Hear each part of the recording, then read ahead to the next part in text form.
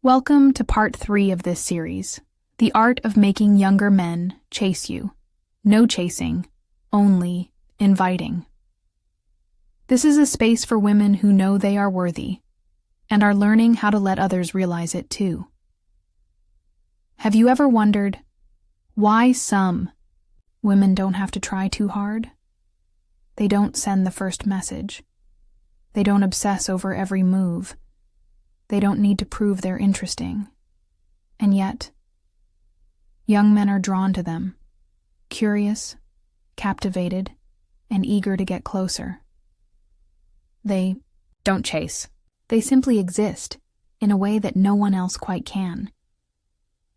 In this episode, we're exploring the subtle but powerful difference between chasing and inviting.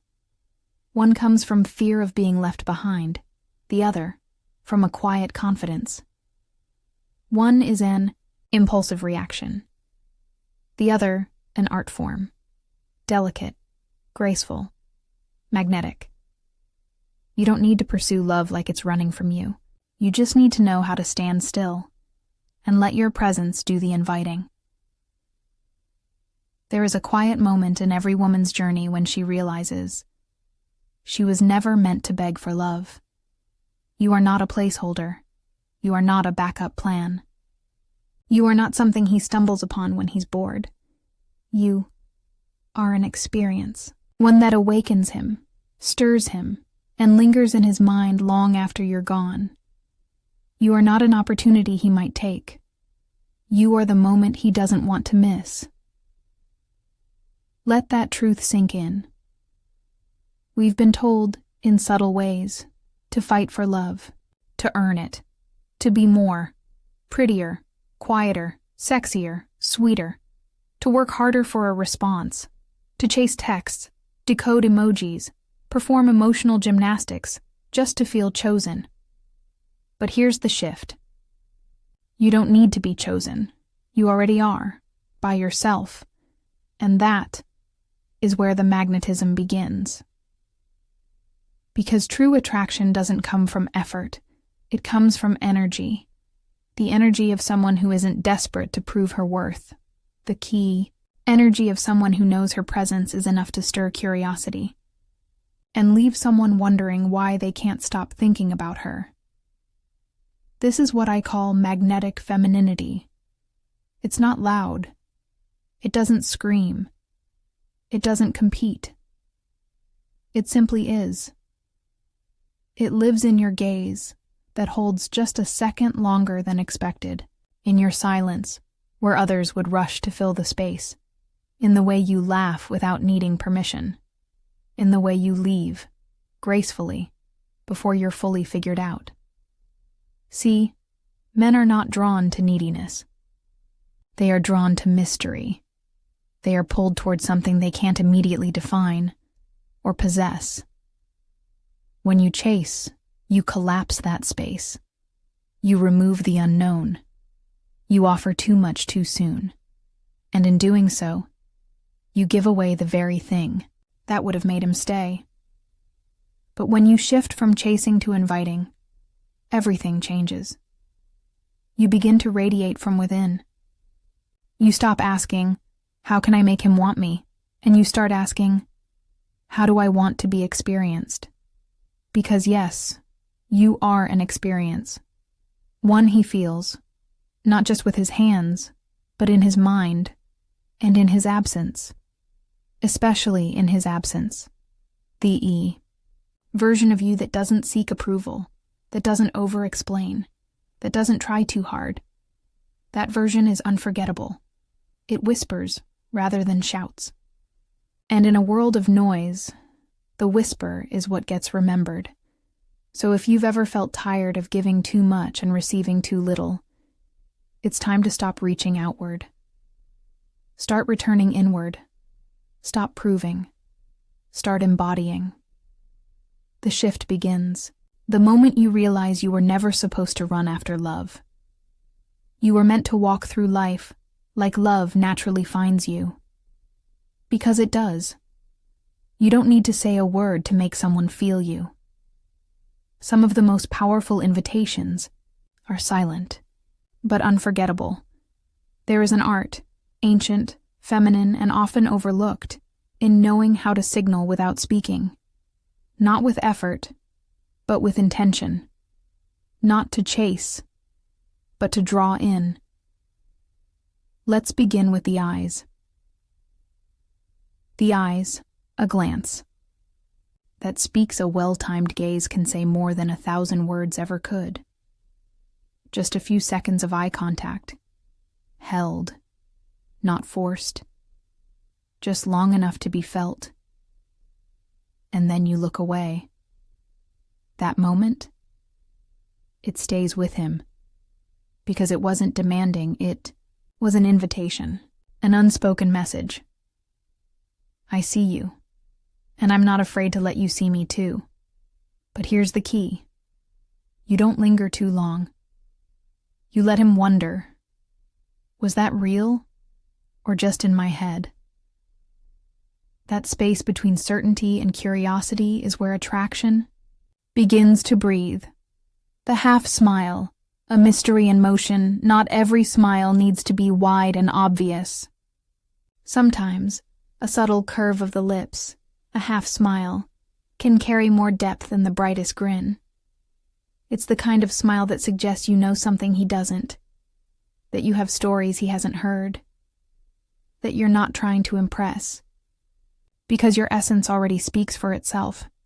It's the smile that says, you might want to get closer, if only to understand what I'm not saying, and that alone is enough to keep him intrigued. The hinted word, speaking in shadows when. You do speak, don't say everything. Let your words echo, not conclude. Instead of giving him the whole story, leave a sentence half-finished. Let your tone carry layers. Let your pauses invite interpretation. Say things that linger. Not because you're withholding, but because you understand the power of subtlety. You might say, there's something about rainy nights that makes me feel, never mind. And then you smile. Now he's not just listening. He's invested. He wants to know more, not just about the story, but about the person holding it back. Mystery is not manipulation. It's restraint with elegance. The timed absence, disappearing at the right moment, and finally, learn the art of leaving. Leave when the energy is still rising. Leave when he's leaning in, not out. Leave not in punishment, but with purpose. Your absence, when done right, is not rejection. It's resonance. When you disappear at the right moment, just when he starts to feel something, that feeling doesn't fade. It expands. He replays the last moment. He revisits the last words. And without realizing it, he begins to seek the next encounter. That's when you become unforgettable. Not because you overwhelmed him, but because you left space for him to come closer.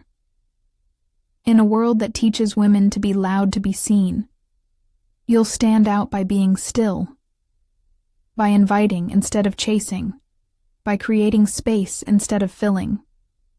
Because what draws a man in is not your effort, it's your energy. Soft, clear, and confident enough to let silence speak. Real power in love is never about control. It's about presence, the kind that stays, even when you're gone.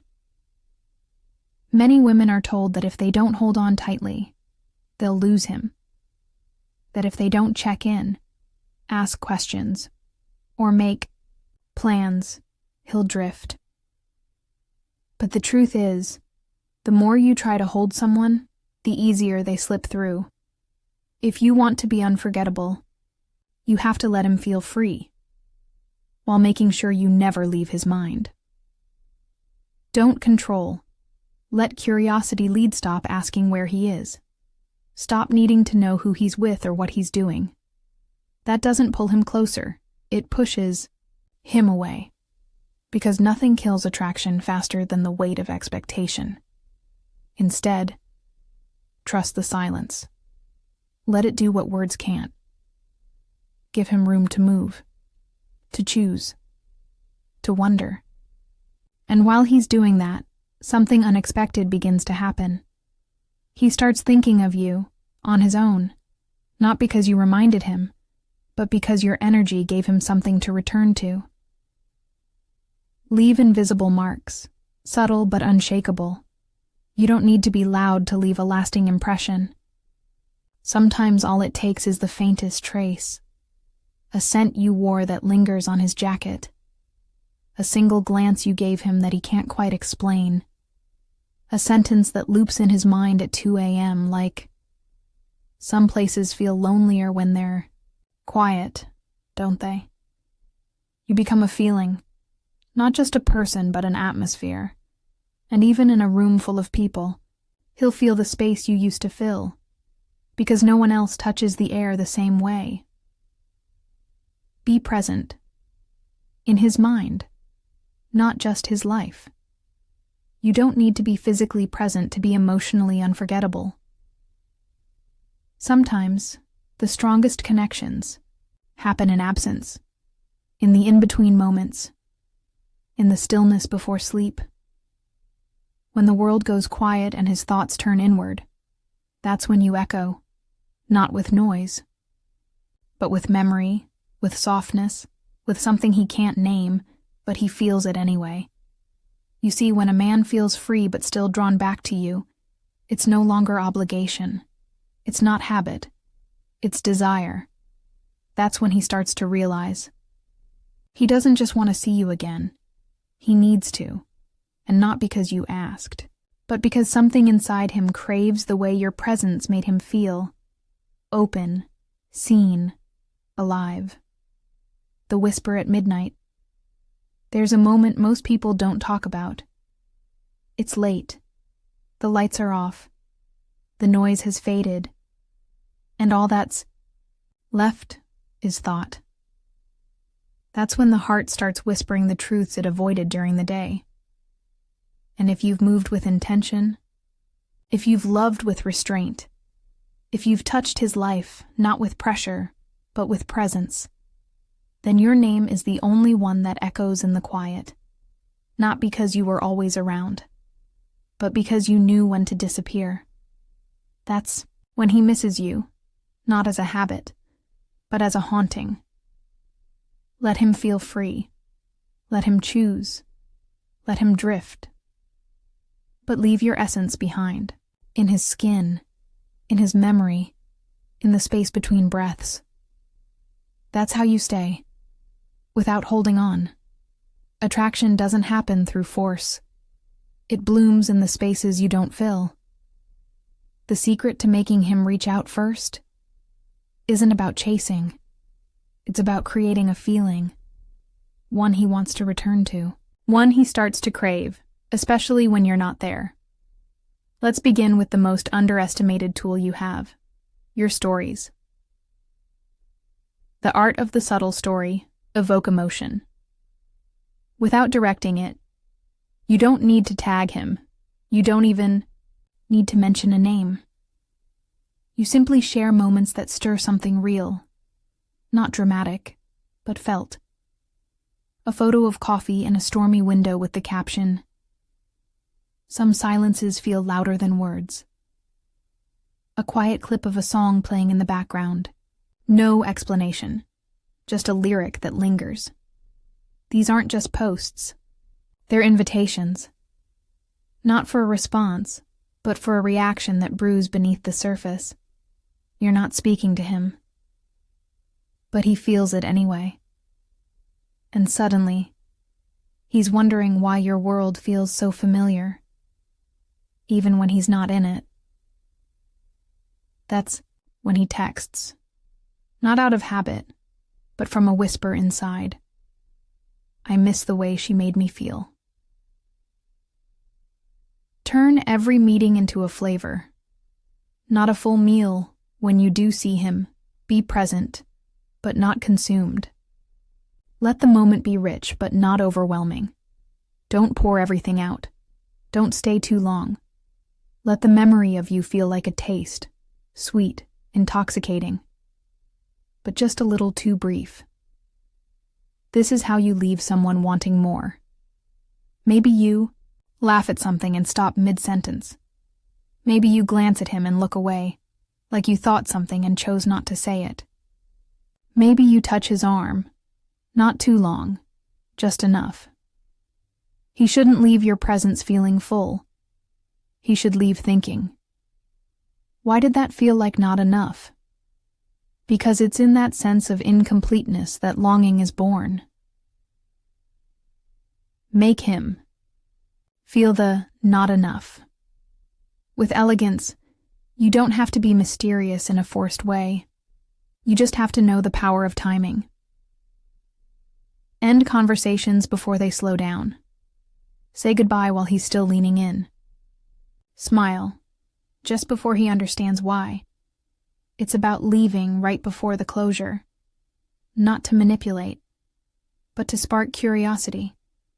When you're always available, always explaining, always finishing the thought, there's nothing left for him to wonder about. But when you pull back just slightly, when you leave a story unfinished, he starts filling in the blanks with his own desire. He replays what you said. He imagines what you didn't. And in the quiet, he picks up his phone. Because he wants to feel that again. That's when you become the text he types, without even realizing why. You don't need to be loud. You don't need to be obvious. You just need to create a rhythm that invites, not demands. Because when a man feels like he hasn't gotten enough of you, he will come looking for more. And when he does, don't rush. Smile. Let him work for the next moment, the next glance, the next word, the next layer. That's how he falls. Not all at once, but little by little, through the spaces you so beautifully leave behind. You don't have to rush. You don't have to prove. You only have to remember who you are. In a world that glorifies constant movement, loud declarations, and overexposure, there is something wildly magnetic about a woman who chooses stillness, who doesn't chase, but invites. She knows her worth, isn't up for negotiation. She doesn't run after affection, because she understands that real connection flows toward presence, not noise. There is power in knowing when to speak, and when to let silence work for you. When to give, and when to disappear just enough to be missed. You are not here to compete. You are not here to perform. You are here to be, deeply, beautifully, unmistakably. And from that space, the right energy will always find you, because the feminine doesn't hunt. She draws in. Not by demanding attention, but by commanding it. With her quiet mystery, her grounded joy, her knowing eyes. So tonight, and every night after, let this truth echo. In you. You are not a chase. You are a discovery. Let them come. Let them wonder. Let them lean closer. Not because you reached, but because you stayed rooted in your center. And when they do, smile. You never needed to run after anything. From this moment on, don't chase, invite, with presence deep enough to haunt them, with mystery soft enough to pull them in, with confidence, quiet enough to linger long after you've gone. That's not a tactic, that's a frequency, and when you embody it, they won't just notice you, they'll remember you.